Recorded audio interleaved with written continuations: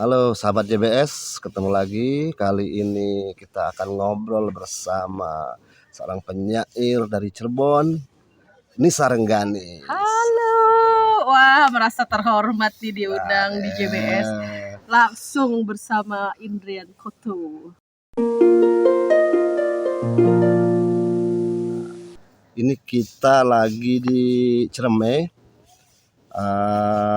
dalam rangka acara Pekan Sastra Cirebon ya. Ya, tuh. Ini Yang Taman pertama Sastra kali. pertama kali. Nah, ini acara apa? Kitty Nisa ini biasa saya panggil Kitty ya. Nanti bisa acak ya. Panggilan sayang dari orang-orang lama ya. Ya, udah Pekan Sastra Cirebon. Ya sebenarnya ini agenda komunitas Rumah Rengganis yang bekerja sama dengan Badan Bahasa ya. Badan Bahasa punya program untuk penguatan komunitas sastra. Rumah Rengganis sendiri sebenarnya sih udah lama, udah dari tahun 2019 kami udah berjalan 5 tahun. Setiap minggunya kami punya agenda diskusi buku, workshop menulis, penerbitan buku puisi antologi bersama. Nah, alhamdulillah tahun ini ya komunitas kami kemarin terpilih lah ya tahun 2024 ya. Tahun 2024. Nanti fotonya nonton tahun 2030. Terpilih menjadi salah satu komunitas dalam program fasilitasi penguatan komunitas sastra. Ya tentu saja ini jadi satu angin segar lah, karena di Cirebon sendiri belum pernah ada macam festival sastra seperti di tempat-tempat lain. Makanya beberapa waktu belakangan tuh saya rajin untuk mengunjungi beberapa agenda teman-teman. Misalnya di Makassar ada MIWF, kemarin ke Tubaba Art Festival. Kalau di Jakarta ya tentu banyak sekali, di Jogja banyak juga, termasuk yang dibikin Mas Indrian Koto. Itu sebagai bentuk studi banding lah, riset kecil-kecilan seperti apa sih sebelum ini program festival sastra untuk di kota. Silau ya? Oh iya. Silau dia. Ini kita di puncak di Ciremai. Biar lebih dekat. Oke. Seperti nama acaranya kita. Nah, Rumah Rengganis ini gimana ceritanya? Ya, Rumah Rengganis sebenarnya gini, udah 2011 aku pulang ke Cirebon dari Purwokerto ya. Sempat kuliah ya? Ya, kuliah di Unsud Purwokerto dari 2006 sampai 2011, kemudian pulang ke Cirebon. Dan karena di Purwokerto, kemudian di Jogja ya, bolak-balik Purwokerto Jogja, sering main gitu, ngelihat banyak komunitas sastra ya. Nah di Cirebon sendiri aku ngerasa kok sepi ya, nggak ada komunitas sastra. Dulu ada yang diasuh oleh Kang Ahmad Syubanudin Alwi. Saya juga sempat tergabung di sana di lingkar studi sastra Cirebon. Kemudian kami membentuk sendiri namanya komunitas Rumah Kertas. Rumah Kertas saya pernah dengar ini. Ya, ada Mas Fathan, ada Husein, ada Teh Lutfia Handayani, Ang Maman. Kami bikin komunitas sastra, berjalan bahkan sampai rutin mengirimkan esai ya untuk kolom esai di Radar Cirebon. Radar Cirebon ya. Tahun berapa itu tadi? Dimulai dari tahun 2012 sampai 2015. Setiap minggu ya. Yang kemudian esai-esai itu dibukukan menjadi antologi esai berjudul Pojok Sastra. Karena nama kolomnya Pojok Sastra. Yang jauh sebelum ada Mojok ya? itu. Iya. Nah, terus 2000 ya inilah ya, waktu terus bergulir, orang-orangnya makin sibuk, ada yang sudah menikah, bekerja, ini itu, akhirnya agak vakum lah.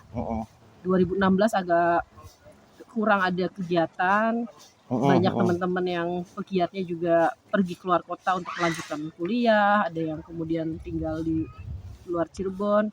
Nah, akhirnya sempat lama terhenti. Kemudian di 2019 saya mengalami kecelakaan, mungkin udah tahu ya. Saya bersama suami mengalami kecelakaan mobil yang kemudian itu membuat kami benar-benar stay di rumah selama 6 bulan. Saya di kursi roda. Masa pemulihannya agak cukup lama. Sementara kebutuhan untuk berdiskusi, gairah hidup itu terus ya. Gairahnya hidup terus, walaupun saat itu secara fisik harus beristirahat di rumah gitu. Akhirnya kami untuk mengundang orang lah ya, untuk mengundang teman-teman datang ke rumah untuk ya sekedar ngopi-ngopi, ngobrol-ngobrol, sampai akhirnya kita bikin lagi satu komunitas atau satu kelompok, satu ruang gitu yang intens. Dan karena waktu itu saya dan suami nyaris tidak bekerja gitu, akhirnya mesti di rumah aja ya ya. mesti di rumah aja, dan ada ide untuk bikin kedai kopi rumahan saat itu. Lagi tren tuh kedai-kedai kopi. Itu Bang di rumah ya? Dan literally di rumah, bener-bener pakai teras di rumah, pakai dapur di rumah, bahkan ruang tamu juga akhirnya jadi kepake semua ya. kepake semua. Itu 2019, itu awal Rumah Rengganis berdiri. Dan memang tidak untuk awalnya bukan untuk bisnis jualan kopi gitu. Itu cuma sebagai pancingan lah ya. Pancingan biar datang ya, karena rumahku agak jauh, jadi kalau beli kopi keluar juga repot, jadi udah nyeduh kopi sendiri aja gitu ya. Dimulai dengan programnya itu kelas menulis sastra. Nah, kami coba-coba aja sebenarnya, yuk kita bikin kelas menulis sastra untuk teman-teman pelajar dan mahasiswa. Ternyata antusiasnya bagus, udah banyak peminatnya ya. Jadi sebenarnya di Cirebon ini bukan karena nggak ada, karena memang wadahnya. Nah, kami sampai seleksi hanya untuk 40 peserta karena kan keterbatasan ruangan gitu. Yang daftar tuh sampai 90-an gitu. Kami seleksinya dengan kita mengecek karya mereka gitu. Kelas menulis sastra itu dibagi, ada kelas menulis puisi, esai, dan cerpen. Di esai itu mentornya ada Mas Fathan, di puisi saya sendiri, terus di cerpen waktu itu ada Mas Andre Wikono. Akhirnya berjalan itu 3 bulan, seminggu sekali. Peserta tetap ya? Peserta tetap. Dari 40 itu yang bertahan mungkin di ujung ya sampai selesai. Dan sampai akhirnya mereka bikin satu komunitas namanya Cirebon Book Club gitu. Para pecinta buku. Nah itu ya sisa paling 12 sampai 15 orang Saripatinya lah yang bertahan. Ya. Banyak tapi itu banyak jumlah yang banyak itu. Nah akhirnya dengan komunitas Cirebon Book Club itu kami memulai dengan ya udah sebelum kita menulis baiknya kita membaca. Jadi klub buku ya isinya orang-orang untuk bertukar, berbagi informasi soal buku bacaan yang sedang mereka baca gitu. Dan itu diputer, nanti misalnya minggu ini kita bahas bukunya siapa, ada yang mempresentasikan, terus ada yang penanggap, ada penanggap segala macam, bertahan. Tapi dari kelompok itu dimulai dari mereka ini. Dimulai dari alumni yang kelas sastra itu. Nah, kemudian ya berjalan terus sampai hari ini ya. Dan kami sebenarnya masih terus ini sih mencari model gitu loh. Mana model yang bisa diterapkan. Nah, salah satunya ini udah foto bisa lihat tadi malam ya kami sedang kemah sastra untuk pelajar. Itu mungkin salah satu pendekatan yang bisa relate lah dengan anak yang bibit baru juga ini, ya. Belajar di ruang terbuka, di alam yang asli, karena Cirebon juga kan panas. Ya mulainya kan aku bikin model misalnya ruang pembelajaran kelas sastra di kedai kopi, jadi mereka bisa lebih cozy lah ya. Kemudian sekarang coba untuk ke apa ini istilahnya ya, macam tempat hiking ya. Terbuka ya, tempat terbuka. Bentar Oke. Terus pindah Rumah Rengganis kemudian kan pindah jadi warung kopi mandiri ya, maksudnya ada tempat baru terpisah dari rumah tinggal gitu. Itu kapan mulainya? Di 2023. Jadi pasca pandemi ya? Pasca pandemi. Nah, pandemi kami nyaris terhenti ya. Akhirnya berpindah ke Zoom. Tetap jalan diskusi ini ya? Tetap jalan, tapi justru jadi bisa mengundang teman-teman di luar Cirebon untuk bisa menjadi pembicara, penampil ya. Ngobrol bisa jadi lebih jauh lah.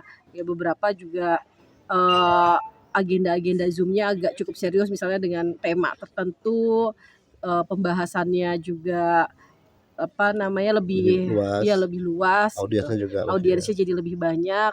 Itu juga menurutku asik lah, bisa jadi satu model ya. Hari ini juga kan tetap ada hibrid, artinya bisa mengundang pembicara dari luar walaupun nanti ada audiens secara offline gitu.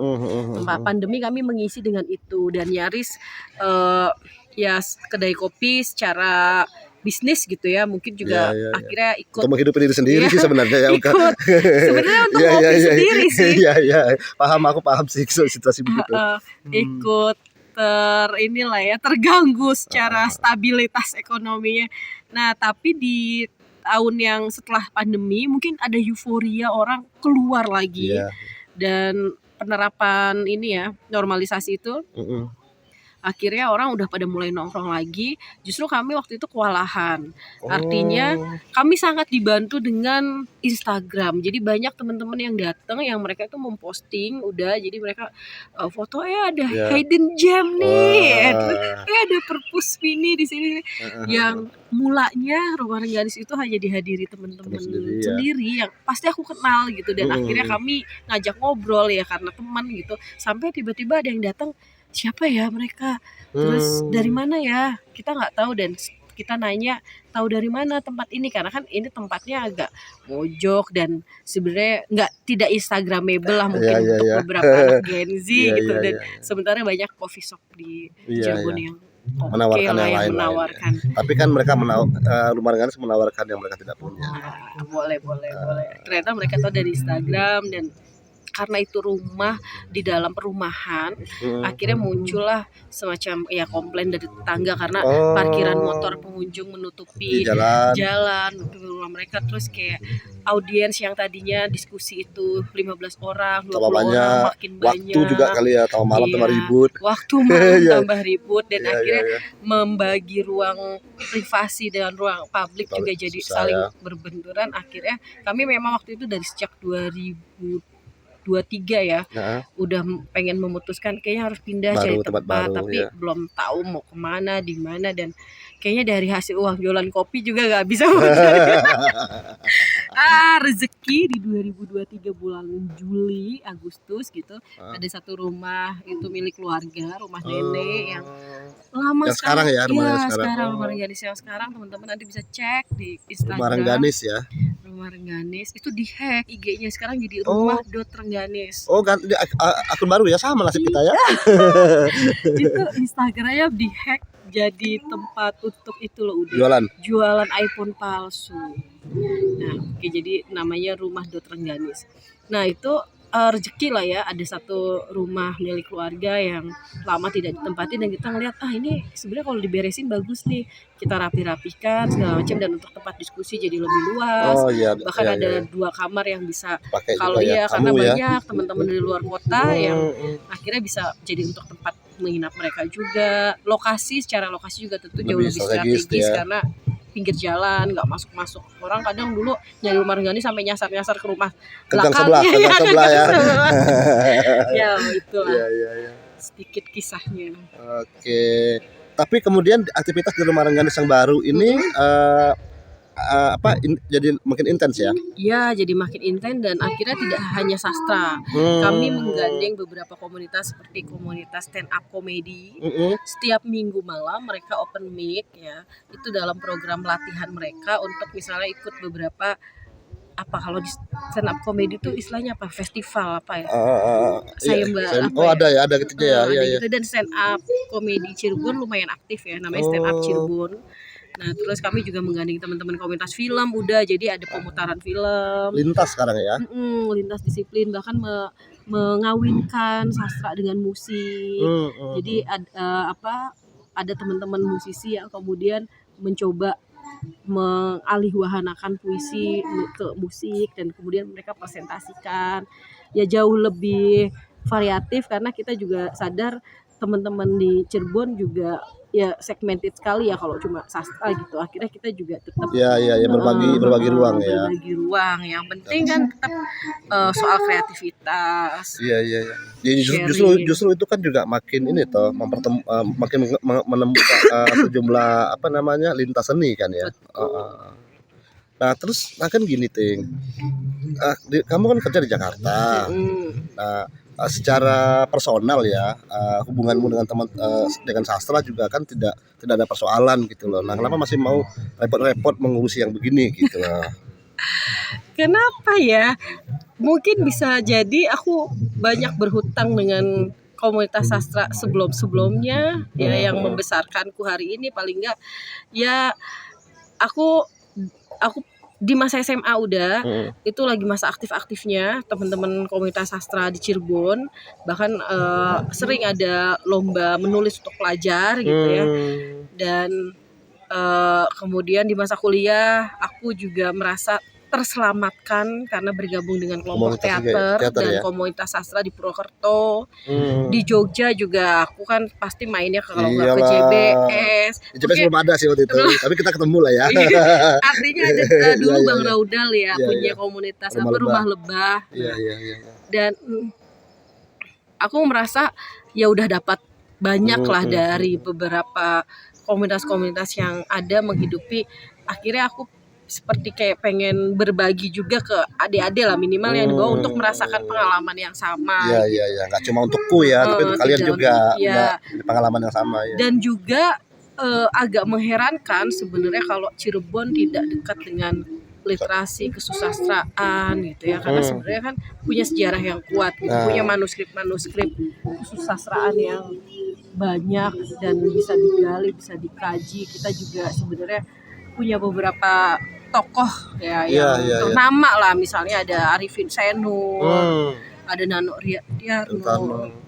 Nah, artinya kenapa sempat agak berhenti lama gitu ininya, fasenya tuh jedanya tuh ada agak tidak terisi gitu. Nah, mungkin ini juga yang kemudian kami ya, saya dan teman-teman ingin fokus di Pekan Sastra Cirebon ini untuk pelajar, karena kami ingin melahirkan regenerasi dan cikal bakal inilah menemukan talenta baru lah, pengganti kami, penerus kami, bukan pengganti, penerus lah ya. Emang betul kan? Seru. Oh.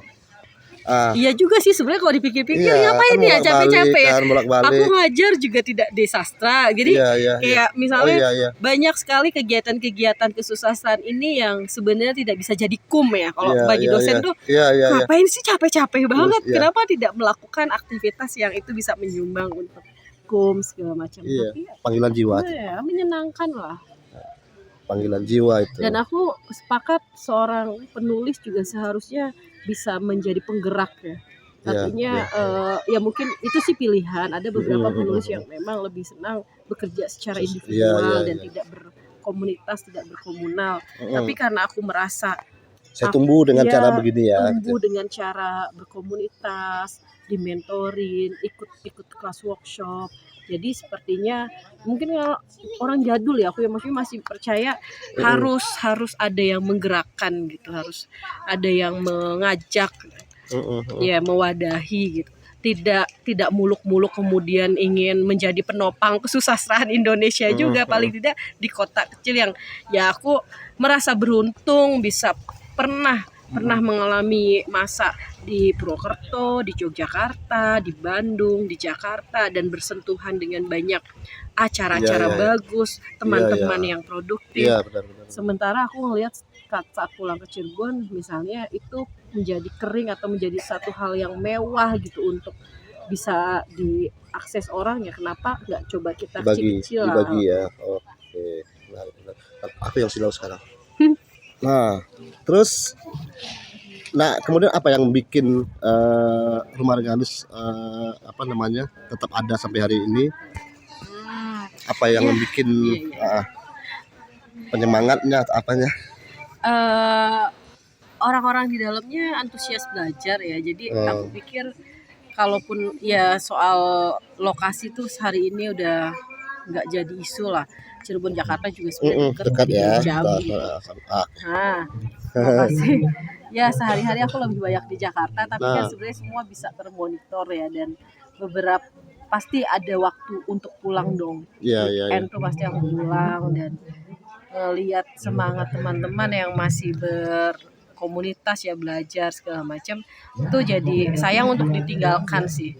Dan memang ya Cirebon kalau nggak ada kegiatan sastra, komunitas sastra akan menjadi Cirebon yang kering dan gersang dalam arti yang sebenarnya dah.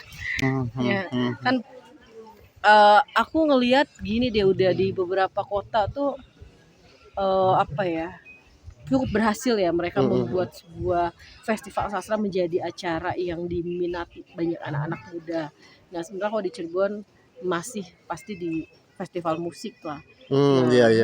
Makanya aku merasa ini yang pertama, dan tentu saja cemas juga gitu ya, apakah akan ada audiens dan juga konsistensinya akan ada terus ya secara kontinuitas tuh, semoga nanti ada tahun kedua, tahun ketiga, Dan seterusnya. dan seterusnya Dan gitu. semakin besar ya.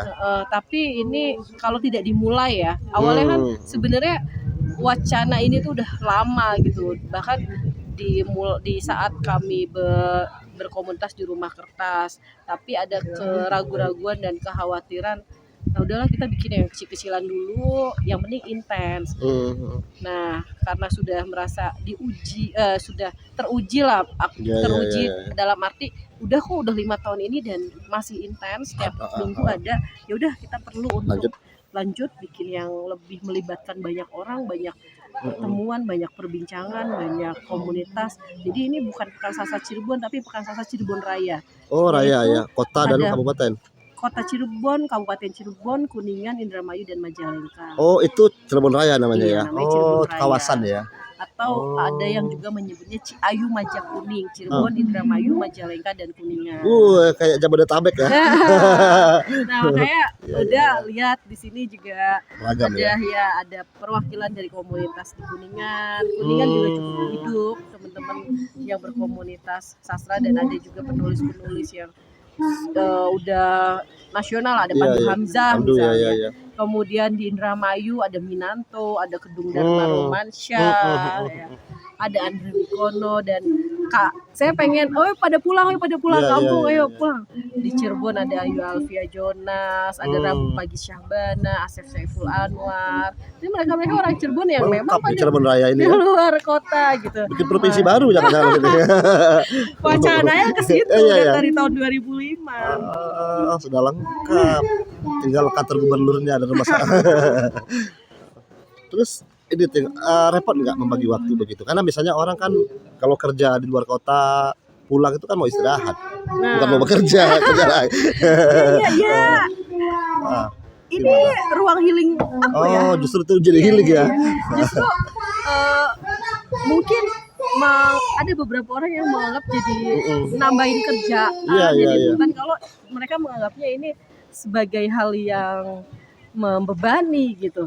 Justru aku ngerasa aku akan cari-cari terus dan akan mikir terus ngapain lagi dengan kejenuhan setiap hari office hour Senin sampai Jumat, dan kita butuh ruang refreshing lah, ruang healing. Nah itu ya mungkin itu yang bisa menjadi kenapa masih bertahan sampai hari ini, karena aku tidak menganggap ini sebagai ruang yang membebani. Justru kayaknya aku stres kalau nggak bikin kegiatan-kegiatan di komunitas ya. Nah, ini Rumah Rengganis ini kan rumah buku dan kopi, dan ruang komunitas. Dan itu di sana kan juga berkumpul teman-teman lintas seni ya. Kemudian juga ada event-event yang dibikin internal gitu. Nah, gimana sih pengelolaannya? Apakah masing-masing ini sudah bisa berjalan sendiri dengan manajer masing-masing gitu misalnya? Atau bagaimana? Iya.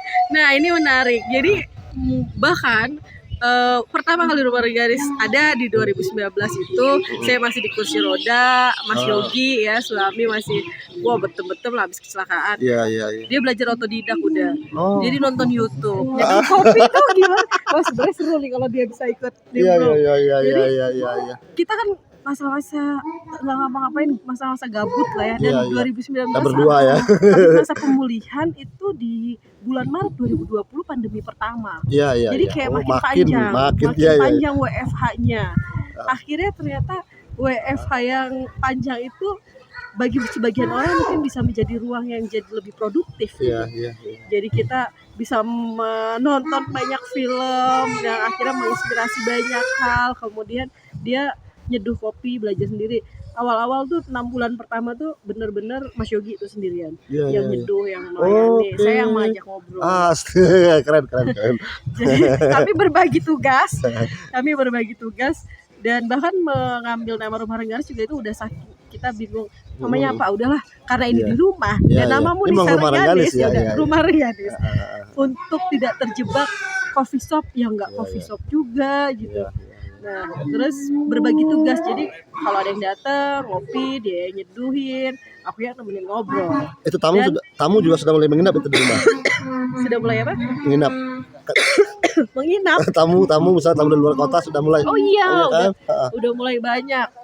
Nah, terus karena aku nggak mau dibilang kayak nggak ngapa-ngapain, akhirnya aku yang jualan buku, ada toko Oh bukunya. iya benar. Nah, termasuk mengambil buku-buku dari terbitan JBS. Jadi aku jadi kami Gang bahkan buku ya. kami bahkan punya program agak susah ya untuk mengedukasi teman-teman muda di Cirebon untuk kamu bisa nih jajan kopi harga 35.000, 40.000 Iya, segelas iya.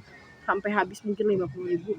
Kenapa kamu susah untuk mengalokasikan jajanmu itu digeser untuk beli buku, jajan awet. Nah, dari situ kemudian kami punya program beli buku gratis kopi. Oh gitu. Wah, itu rame dan viral ya. Jadi Menarik nih. karena kami tahu orang yang datang ke kami pengen ngopi. Iya. Dan ketika aku menjualkan menu buku gitu agak susah. Iya. Gimana biar ini keluar semua? Ya udah, kamu kalau Beli buku? beli buku aja deh gitu ya. Jadi udah kamu beli buku aja deh, kopinya kita kasih. Itu lumayan lumayan kemudian jadi perbincangan karena ada yang bilang mending ngopinya di rumah Rengganis gratis. Iya. Buat kita jajan buku. Ya. Nah, itu bagus berjalan lumayan lama dan ya banyak lah akhirnya peminatnya. Akhirnya kita bisa sedikit-sedikit masukin edukasi untuk jajan buku gitu ya. Karena sebenarnya sarser loh harga buku dan kopi itu ya. Iya. Kalau dia bahkan misalnya nongkrong berjam-jam bisa ngabisin 2 gelas kopi, itu bisa. Serius. Aku kadang kita mikir lah kita base usahanya kedai kopi tapi paling kita Kopinya mengajarkan gratis. untuk jangan jajan kopi deh. Kopinya gratis soalnya ya. Kopi kekinian tuh mahal ya. Itu sih udah. Aduh, keren. Nah, kalau sekarang tadi belum bilang kalau sekarang udah lebih termanage ya. Ya tadi dengan banyak manajer. Nah, akhirnya masing-masing sudah terpola ya. Sudah terpola. Jadi ada yang benar-benar ngurus kedai kopinya, ada yang ngurus toko bukunya, ada yang ngurus program gitu ya. Iya. Bahkan ada yang ngurus medsosnya. Ada waiting list nggak sih kalau acara-acara? Di Cirebon sih agak susah ya. Untuk waiting list kami sih random aja. Pokoknya siapapun yang mau datang. Ayo gitu ya. Nggak ada yang kapanpun gitu ya. Nggak ada yang harus nunggu. Iya. Tapi kecuali kalau kami misalnya memang punya program berjalan sedang ada ya. Program 3 bulan dengan misalnya kemarin kami sempat bikin program melek politik lah. Jadi program politik untuk pemula. Jadi kami bikin kurikulum. Karena kan banyak juga ya karena saya dosen di FISIP. Kemudian kemarin lagi rame-ramenya Pilpres, Pileg dan banyak Gen Z yang mereka sebenarnya butuh edukasi politik ya. Edukasi politik. Bukan politik praktis ya, politik secara teoritis dan pemahaman yang literernya. Nah, itu misalnya kita udah punya waktu berjangka 3 bulan di hari Kamis tiap minggunya. Jadi kalau misalnya ada teman-teman yang mau datang, saya mau diskusi dong buku di situ, ya boleh tapi jangan di hari Kamis karena itu udah masih jalan. Sudah selesai. Udah lewat, selesai. Per hari Kamis. Kemarin juga saya lihat ada Sabtu ke Sabtu. Itu program apa itu? Nah, Sabtu ke Sabtu itu ya tadi karena Rumah Rengganis akhirnya sekarang bukan cuma ruang pertemuan teman-teman komunitas sastra lintas seni. Ada seni rupa, ada film, ada komunitas ya teman-teman musik, ada stand up. Akhirnya kami membuat platform, kami punya program yang bisa mempertemukan jadi ruang antar para lintas seni ini yang dinamakan ya Sabtu ke Sabtu. Jadi acaranya dari hari Sabtu ke hari Sabtu. Nah, itu kemarin misalnya ada pemutaran filmnya siapa Felix dari Multatuli, ada pemutaran film terus diskusi, terus ada pameran seni rupa, terus pameran foto dari teman-teman klise karena beberapa teman-teman komunitas foto juga menggunakan pakai tempat Rumah Rengganis untuk memajang karya mereka dan mendiskusikannya. Galeri juga ya. Mantap. Dikit-dikit lah, tipis-tipis.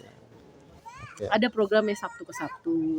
Kemudian ada program Klisik Musik. Klisik Musik itu karena tempat kami nggak bisa buat acara musik gigs yang gitar-gitaran rame. Jadi Klisik Musik itu adalah kita memperbincangkan musik, misalnya ada temen yang baru rilis Album? lagu, Oh, rilis album, ya lagu, kita diskusikan gitu. Tapi mereka pentas juga. Kecil-kecilan ya. Oke. Jadi musik, Ada ya film, sastra jelas ya, Sastra terus jelas. isu-isu kebudayaan ya. Ya. Oke.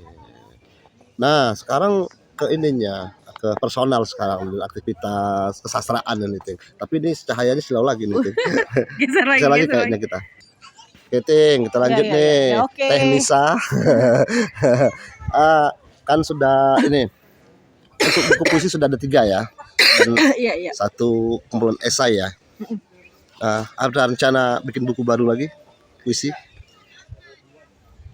Sebentar. Oke. Mau kemana? Loh, kok pulang? Kok pulang? Oh gitu. Loh. Idan, Ada rencana buku baru? pengen coba nulis cerpen. Wah, udah. tantangan deh. Kayaknya mau agak istirahat dulu nulis puisi. Oh. Pengen nulis cerpen dan esai. Esai udah ada beberapa lagi di edit lah. Esai sastra, politik, dan esai perjalanan ya. Berarti cerpen lagi disiapkan atau proses? Udah ada 3 sih. Kan ya ada beberapa cerpen lama yang mungkin harus Ditambahkan. proses editing dulu, ditambahkan. Sebenarnya justru aku dulu memulai di masa-masa kuliah tuh menulis cerpen.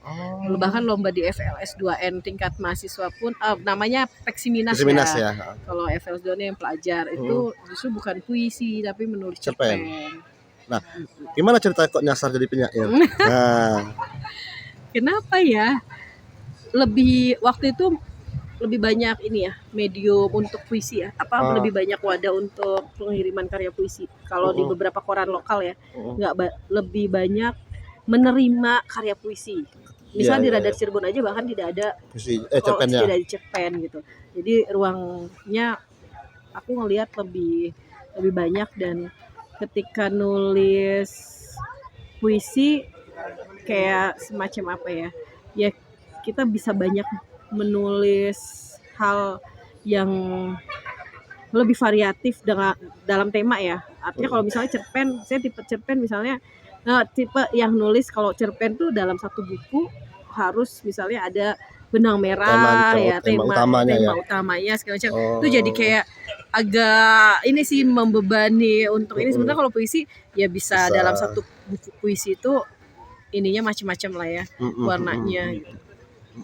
Iya, kenapa ya kok jadi nulis puisi terus ya?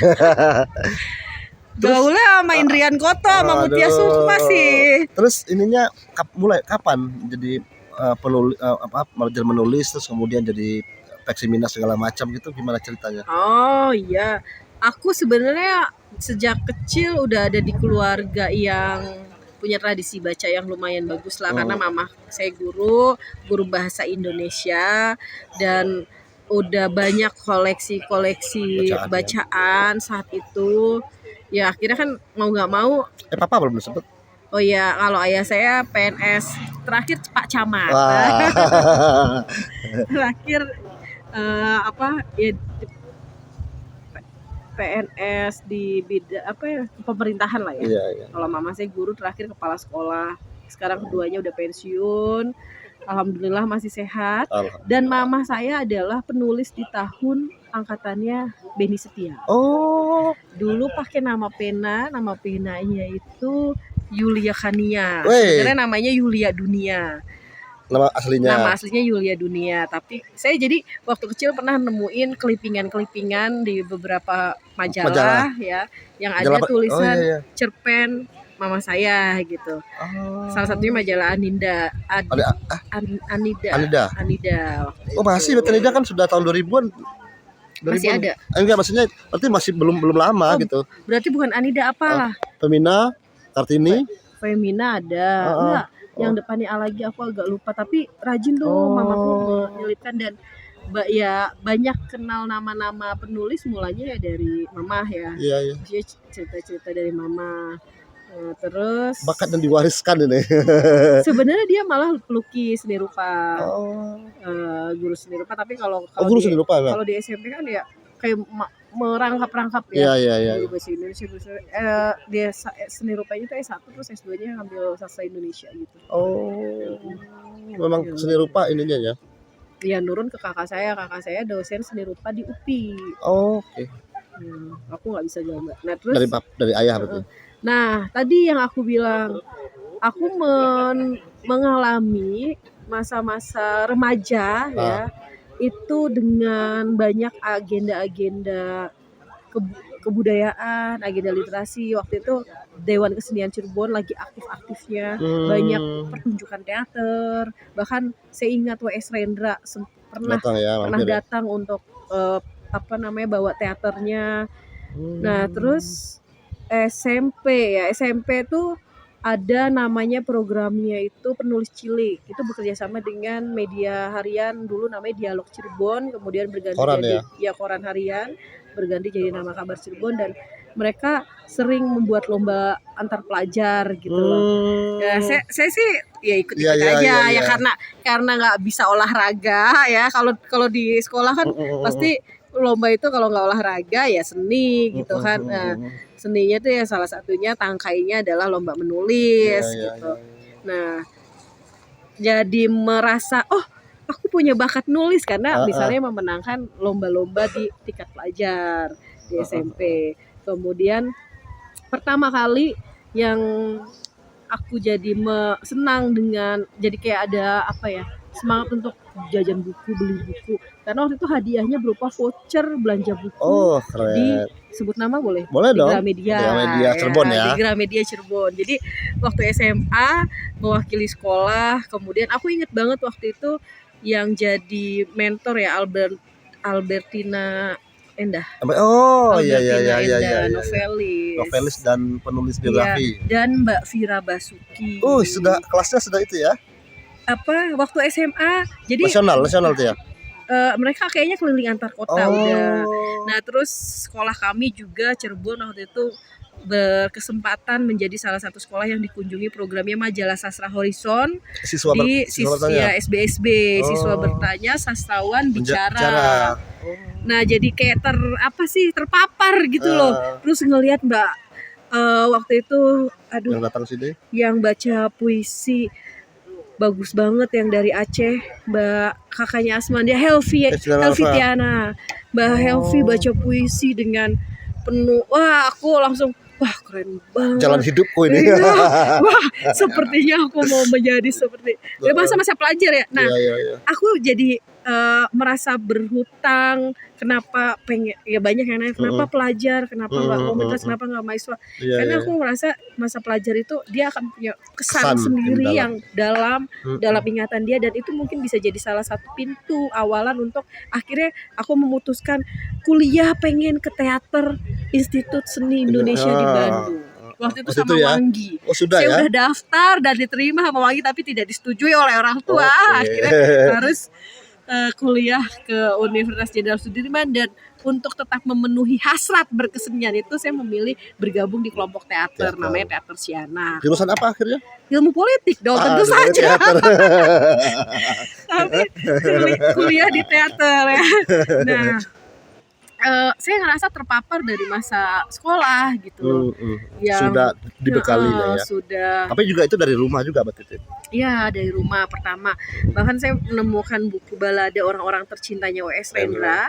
Itu udah ada coretan-coretan tangan mama saya untuk memberikan koreksi. Ya, jadi mungkin salah satu tugas kuliah mama saat itu yang kemudian bikin ulasan atau apa. Saya jadi puisi bisa dikomentari ya. Kita bisa kupikirkan ya puisi hanya dibaca dan ya udah, tapi ternyata bisa kita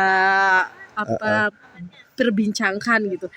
Masa-masa SMP. Nah, ada satu kejadian unik. Di SMP, saya heran kenapa kalau yang anak nakal atau misalnya dia ribut di kelas gitu ya, kemudian telat masuk, dihukumnya itu di perpustakaan. Iya. SMP 2. Ini tapi bukan WC ya.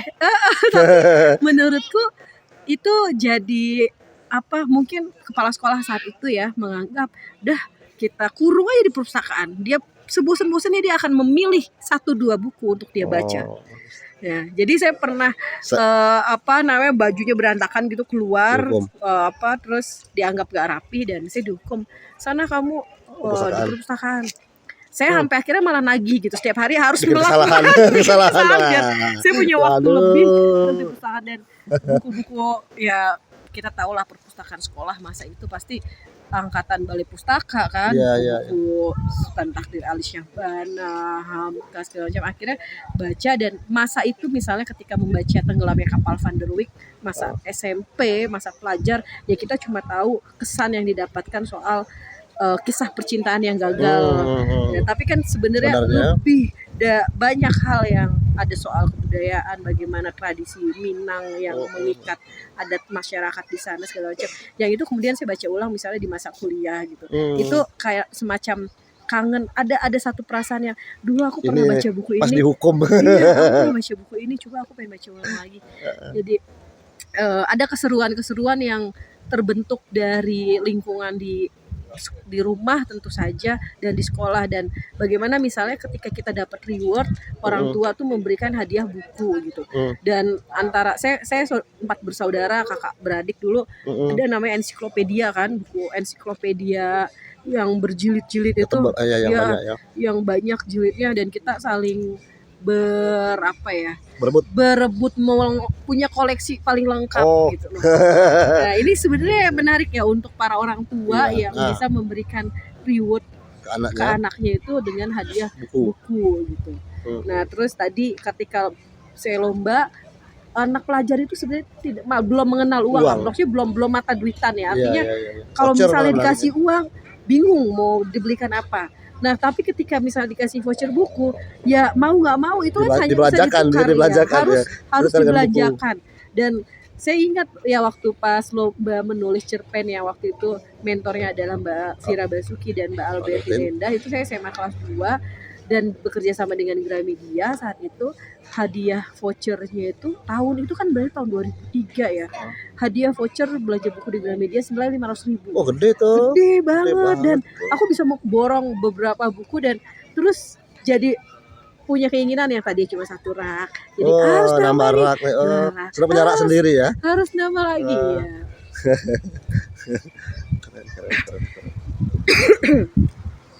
Terus kalau sekarang kita kan bekerja di luar sastra ya, kerjaannya ya.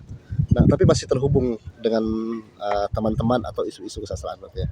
Oh iya, tentu saja, karena ya tadi kembali lagi saya malah heran kenapa selalu banyak pemisahan sastra dan politik gitu. Padahal kita tahu banyak penulis-penulis besar gitu ya, yang dia juga dari beragam latar, justru bahkan itu sebenarnya bisa memperkaya untuk bahan kita menulis gitu kan. Nah, kenapa masih terhubung? Ya karena para penulis ini yang menghubungi. Enggak juga. Kan dimulainya kan aku berkenalan dengan teman-teman ya dari berbagai macam festival. Sama Uda kalau nggak salah kita pernah bareng di Jambi ya. Jambi sama Sukma. Oh, sama Sukma ya. Dimulai dari masa kuliah yang kemudian skena-skenaan ya, apa sih istilahnya ya, komunitas-komunitasan, circle lah ya.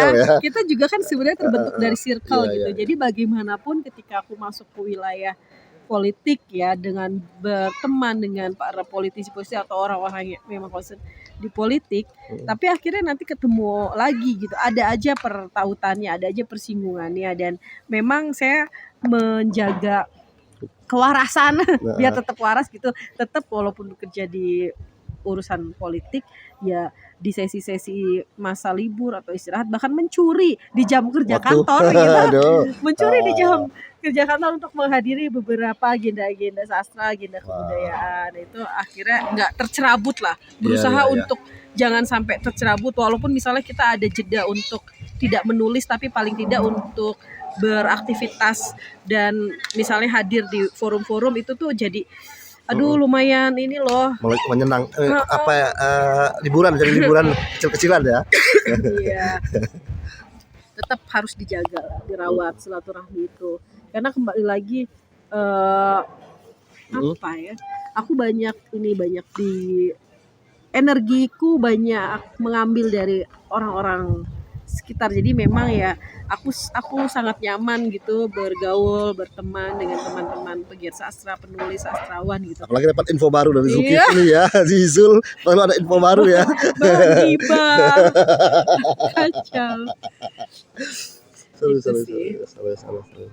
Oke, kita terima kasih banyak. Sip. Ini karena sebenarnya masih banyak pertanyaan, cuma kesibukan. Beliau ini sibuk sekali. Terima kasih banyak, lancar semua. Semoga juga kegiatan-kegiatan terus berjalan. Dan event ini berkelanjutan untuk tahun-tahun yang akan datang. Amin ya rabbal alamin. Makasih teman-teman JBS. Terima kasih teman-teman sahabat JBS namanya. Oke. Terima kasih sahabat JBS. Semoga nanti bisa bertemu secara offline ya di program Tahun Baru JBS. Waduh, besok boleh deh. Semoga ada lagi, seru juga. Amin. Tahun Baru JBS. Terima kasih. Ya.